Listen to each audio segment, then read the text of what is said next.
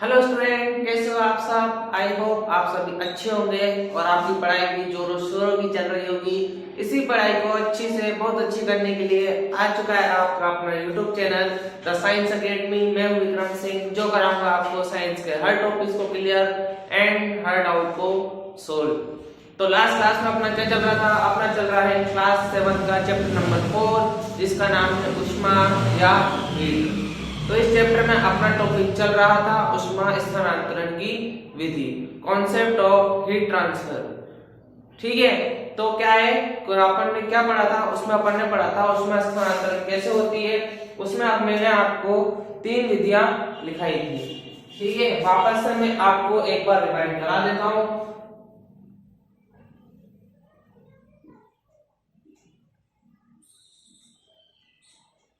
ऊष्मा स्थानांतरण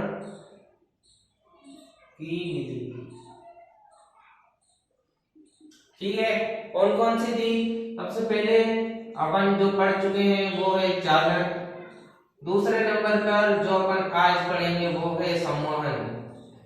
और तीसरे नंबर पर वो भी अपन आज पढ़ेंगे वो है विकिरण। ठीक है, तो ये 3 विधि होती है जिससे क्या होता है, ऊष्मा का स्थानांतरण होता है।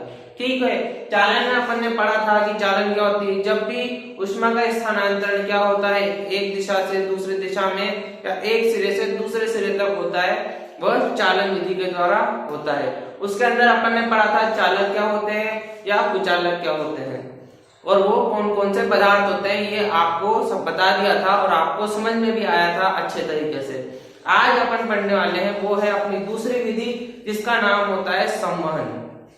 ठीक है, क्या होता है, संवहन। तो हेडिंग डालो आज की नई विधि का, जिसका नाम है संवहन। तो पहले समझ लेते हैं क्या होता है संवहन, फिर उसके बारे में अपन लिखेंगे। ठीक है, तो संवहन क्या होता है कि ये क्या होती है, एक ऊष्मा स्थानांतरण की विधि होती है। इसमें क्या होता है, इसमें टेम्परेचर जो होता है, ताप जो होता है, वो उच्च ताप से निम्न ताप की ओर प्रवाहित होता है, या फिर हाई टेम्परेचर से लो टेम्परेचर क्या होता है, फ्लो होता है। ठीक है, क्या कह रहा हूं मैं कि जब ताप उच्च ताप से निम्न ताप की ओर क्या हो रहा है, प्रवाहित हो रहा है। ठीक, जैसे मैं बोलूं आपको कि हाई टेम्परेचर है ज्वाला का, ठीक है, लो टेम्परेचर है कोई भगोनी में पानी का।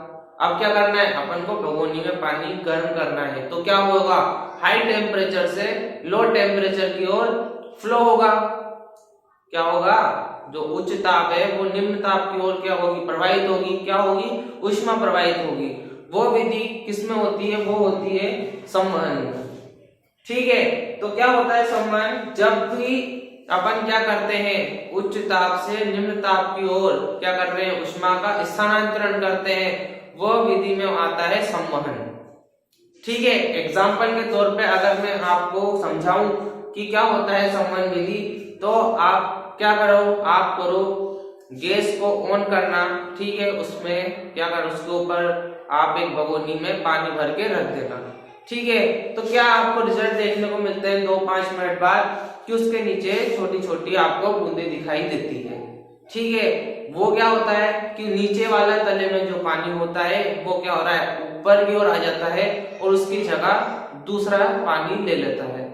ठीक है, तो अपन इसको एग्जाम्पल के तौर पे समझते हैं एक बार कि क्या होता है कि जैसे मैं बोलूं, ठीक है, कि ये क्या है, ये अपनी एक ज्वाला है। ठीक, क्या है, एक ज्वाला है, और यहां पर मैंने क्या करा, यहां पर मैंने एक कटोरा या भगोनी, इसमें क्या भर दिया, इसमें मैंने पानी भर दिया। ठीक है, क्या भरा इसमें मैंने, इसमें मैंने पानी भरा है। ठीक, क्या भरा, इसमें मैंने पानी भरा, गैस चालू है, ऊष्मा कंटिन्यू ऊपर आ रही है।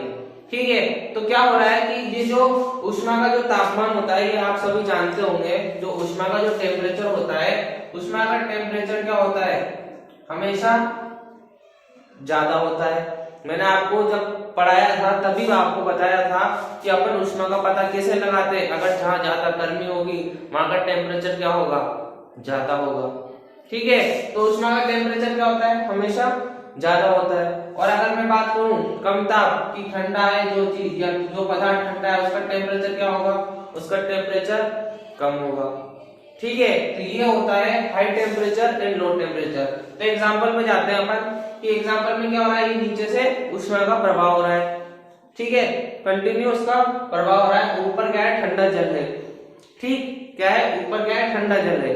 इसका टेम्परेचर क्या होगा, ऊष्मा का टेम्परेचर हाई होगा और ठंडे इसका टेम्परेचर कितना होगा, इसका टेम्परेचर कम होगा।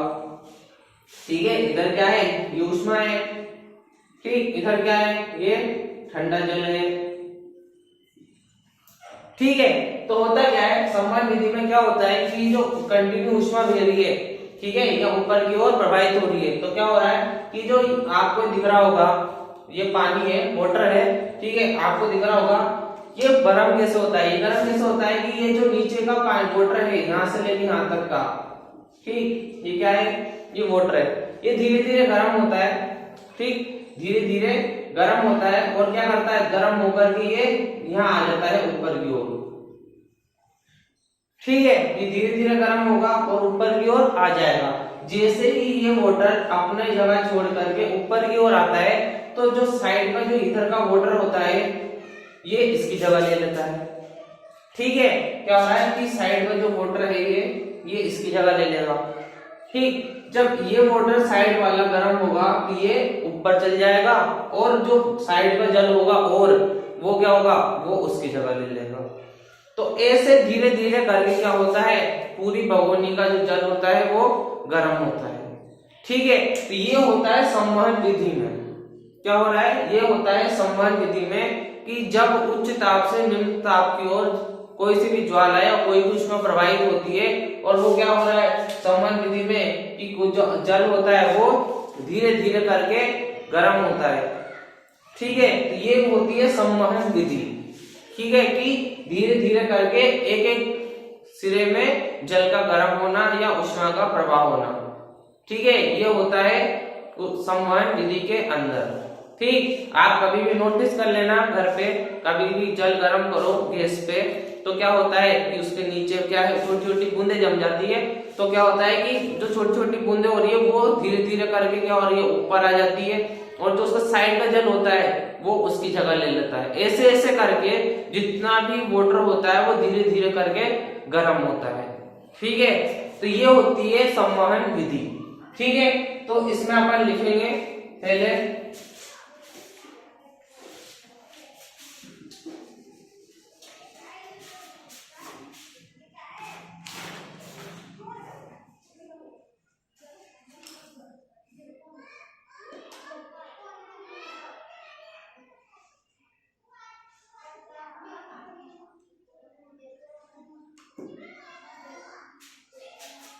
लिखो जब जल को गर्म करते हैं, जब जल को गर्म करते हैं, जब जल को गर्म करते हैं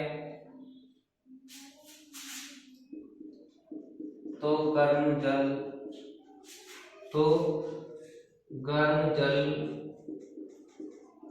ऊपर उठता है, तो गर्म जल ऊपर उठता है तथा जल के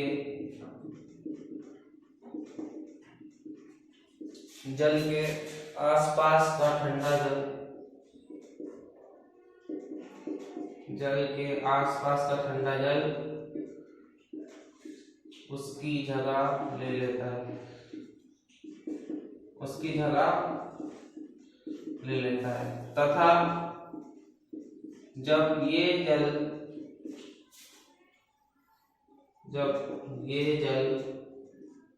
गर्म होकर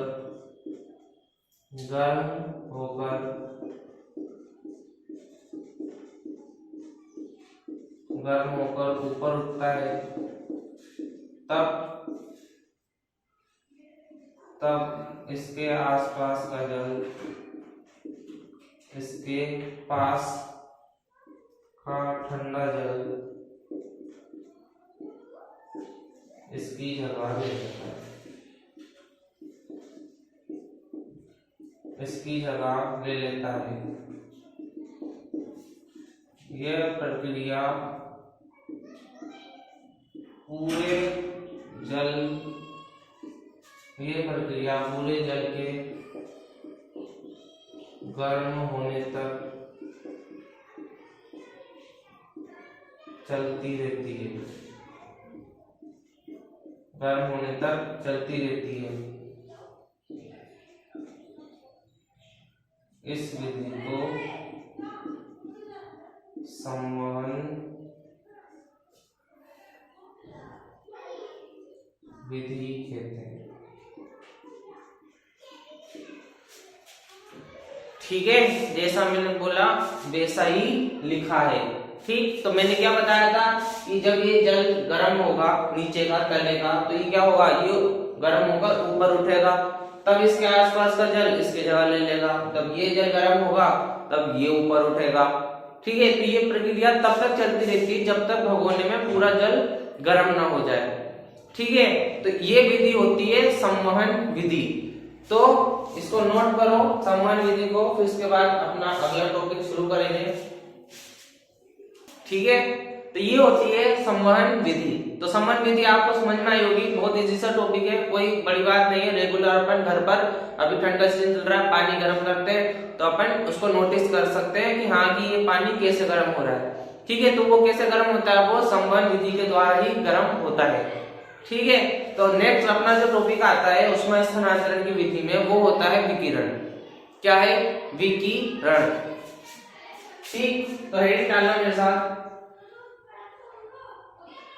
क्या है,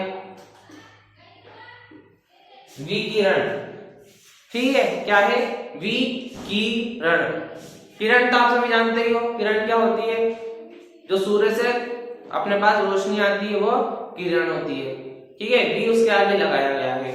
ठीक, तो क्या होती है विकिरण, विकिरण होती है ऊष्मा स्थानांतरण की विधि। ऊष्मा स्थानांतरण क्या होती है कि ऊष्मा का एक स्थान से दूसरे स्थान तक जाना, ये ऊष्मा स्थानांतरण होता है। अब विकिरण क्यों बताया गया, विकिरण इसलिए बताया गया कि जो सूर्य से रोशनी हमारे पास आती है वो किसके द्वारा आती है, एक किरण के द्वारा आती है। वो एक ही किरण हमारे पूरे एरिया या हमारे पूरे जितना भी एरिया कवर कर सकती है वो एक छोटी सी किरण कर देती है। ठीक है, वो एक किरण भी चाहे तो वो क्या करती है, गर्मी में घोर गर्मी कर देती है। ठीक, तो क्या होती है किरण की, सूर्य से प्रकाश हमारे तक किसी अन्य प्रक्रम के द्वारा पहुंचना कहलाता है विकिरण। ठीक है, सूर्य से प्रकाश हम तक पहुंच रहा है तो क्या हो रहा है, ये ऊष्मा का स्थानांतरण हो रहा है वहां से लेके यहां तक। ठीक, क्या हो रहा है, वहां से लेके यहां तक, सूर्य से लेकर के हमारे तक अगर ऊष्मा आ रही है तो क्या हो रहा है, ऊष्मा का स्थानांतरण हो रहा है। ये किस प्रक्रम के द्वारा हो रहा है, ये विकिरण विधि के द्वारा हो रहा है। ठीक है, तो क्या होता है विकिरण की, सूर्य से जो ऊष्मा होती है वो हम तक किसी अन्य विधि या किसी अन्य प्रक्रम के द्वारा पहुंचाई जाती है, उसे कहा जाता है विकिरण। ठीक है, तो नोट करो इसको मेरे साथ।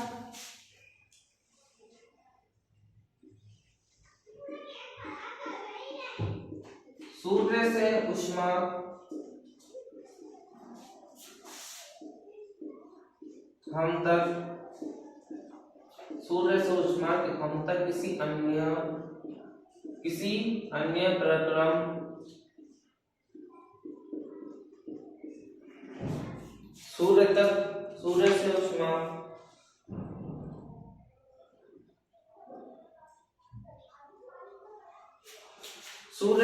हम तक किसी अन्य प्रक्रम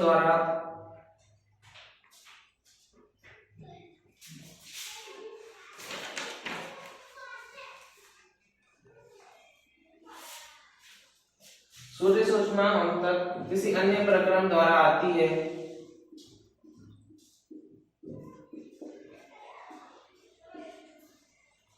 इस विधि को क्या कहते हैं, विकिरण कहते हैं। क्या कहते हैं, विकिरण। जैसा मैंने बोला वैसा ही लिख रहे हैं, कोई बड़े टॉपिक नहीं है, छोटे छोटे टॉपिक है, आसानी से आप लिख सकते हो। ठीक है, तो क्या होती है विकिरण, कि सूर्य से ऊष्मा हम तक क्या हो रही है, किसी अन्य प्रक्रम के द्वारा आ रही है। तो ये अन्य प्रक्रम क्या है, ये अन्य प्रक्रम क्या है, ये अन्य प्रक्रम है आपका किरण। ठीक है, किसके रूप में आ रही है, किरण के रूप में आ रही है। ठीक है, आज तक कभी कोई गया है क्या सूर्य तक ऊष्मा लेने के लिए, सिवाय हमारे हनुमान जी के। ठीक, तो क्या है कि ऊष्मा क्या हो रही है, हम तक किसी अन्य प्रक्रम द्वारा आई है या फिर पहुंचाई जा रही है, वह कहलाता है विकिरण। ठीक है, तो इसको नोट करो। फिर उसके बाद अपन अगला टॉपिक पढ़ेंगे, थल समीर और समुद्र समीर। समुद्र समीर क्या होती है, समीर तो आप सभी जानते हो, समीर का मतलब होता है हवा। ठीक है, समुद्र आपने देख ही रखे होंगे, जिसने नहीं देख रखे वो मुंबई चले जाना या फिर कभी केरल चले जाना, कर्नाटक चले जाना, यानी जहाँ पे समुद्र हो उस जगह पे चले जाना। ठीक है, समुद्र समीर का मतलब होता है कि जब समुद्र से हवा हमारे तक पहुंच रही हो, जब समुद्र से हवा हमारे तक पहुंच रही हो, वह कहलाता है समुद्र समीर। ठीक है, कि समुद्र से हवा चल रही है, ठीक, समुद्र से हवा चल रही है और वो कंटिन्यू चलती है। जो समुद्र से हवा चलती है वो कंटिन्यू चलती है और ठंडी चलती है। ठंडी क्यों चल रही है, क्योंकि क्या है, वहां पे पानी है और पानी का टेम्परेचर कम होता है। ठीक है, इसलिए ठंडी हवा चल रही है। रेगिस्तान में क्या ठंडी हवा चलती है, क्योंकि वहां पानी नहीं है, वहां धूल है। ठीक है, वहां गर्मी है और गर्मी का टेम्परेचर ज्यादा होता है। ठीक है, तो समुद्र समीर क्या है, कि समुद्र की ओर से आने वाली हवा थल की ओर, समुद्र से थल की ओर आने वाली हवा कहलाती है समुद्र समीर। ठीक है, और थल समीर क्या होता है, थल से समुद्र की ओर जाने वाली हवा वह कहलाती है थल समीर। तो नोट करो मेरे साथ,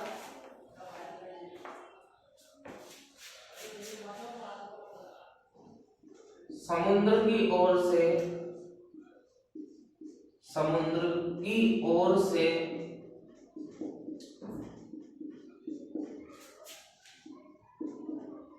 आने वाली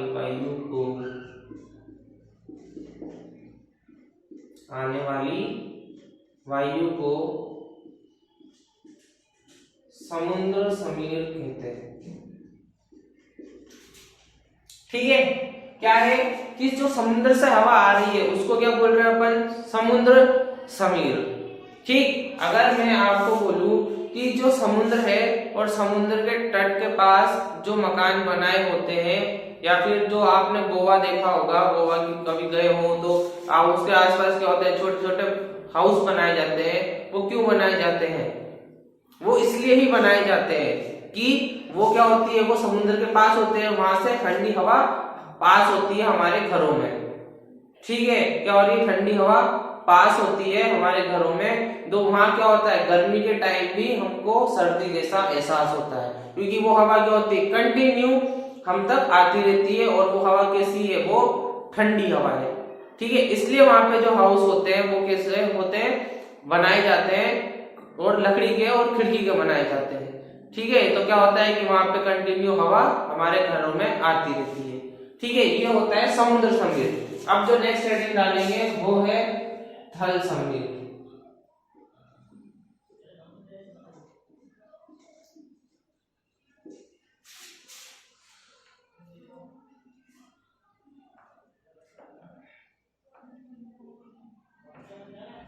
ठीक है, तो थल समीर क्या होती है कि जो हवा आएगी वो जा भी सकती है। ऐसा वो थोड़ी ना है रूल कि जो समुद्र से आएगी वो आती रहेगी और थल से समुद्र की ओर नहीं जा सकती।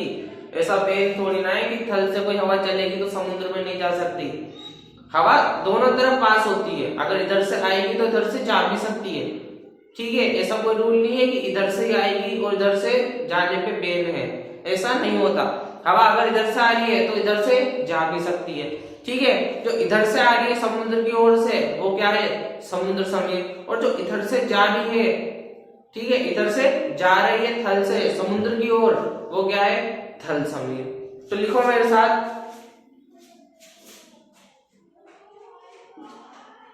थल की ओर से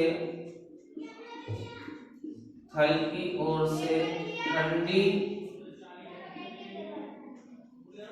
थल की ओर से ठंडी वायु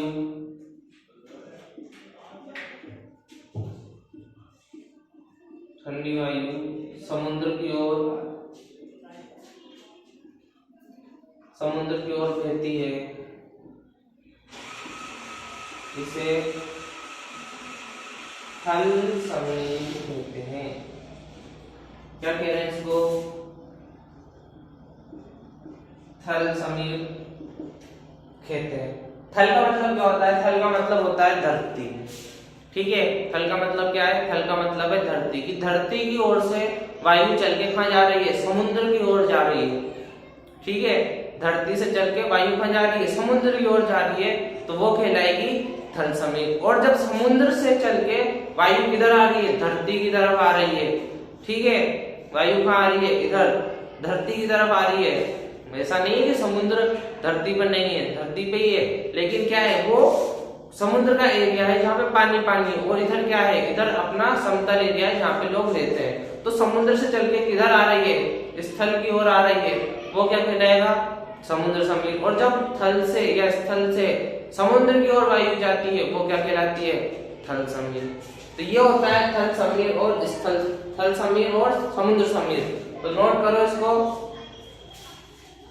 तो अगला जो आता है वो जनरली पूछा जाता है, बस कोई बड़ा टॉपिक नहीं है। क्वेश्चन ये होता है कि सर्दियों में हम ऊनी वस्त्र क्यों पहनते हैं? कि सर्दियों में हम ऊनी वस्त्र क्यों पहनते हैं या हमें क्यों पहनने चाहिए, ये क्वेश्चन होता है। तो आंसर भी सीधा सीधा होता है कि जो ऊनी वस्त्र होते हैं वो क्या होते हैं? वो पहली बात तो मोटे होते हैं। ठीक है, ऊनी वस्त्र क्या होते हैं? मोटे होते हैं। दूसरी बात ये होती है कि जो ऊनी वस्त्र होते हैं वो उष्मारोधी होते हैं।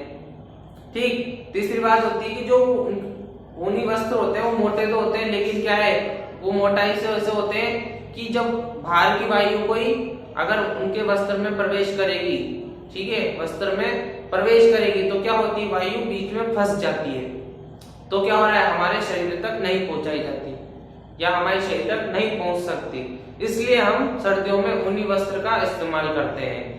इसी के अपोजिट बोले तो गर्मियों में हम खुले सूती वस्त्र क्यों पहनते हैं? क्योंकि क्या हो रहा है, हमको उस टाइम पे गर्मी में वायु की जरूरत होती है या हवा की जरूरत होती है, इसलिए हम ऊनी वस्त्र पहन के नहीं घूम सकते।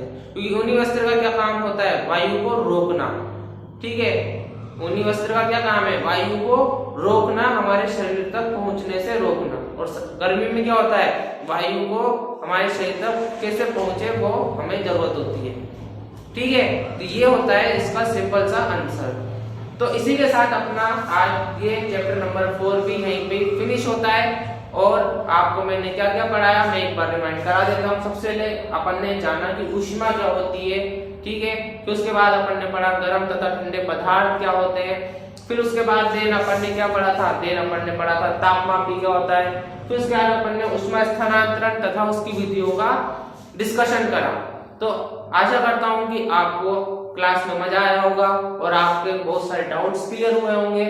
तो आपको क्या करना है? आपको करना है बस इतना सा कि साइंस अकेडमी चैनल को सपोर्ट करना है, सब्सक्राइब करना है और वीडियो को लाइक करना है और शेयर करना है अपने सभी क्लासमेट एंड सभी फ्रेंड सर्किल में। तो अपन मिलते हैं अपनी नेक्स्ट क्लास में नए टॉपिक्स के साथ, नए कॉन्सेप्ट के साथ। तब तक के लिए जय हिंद।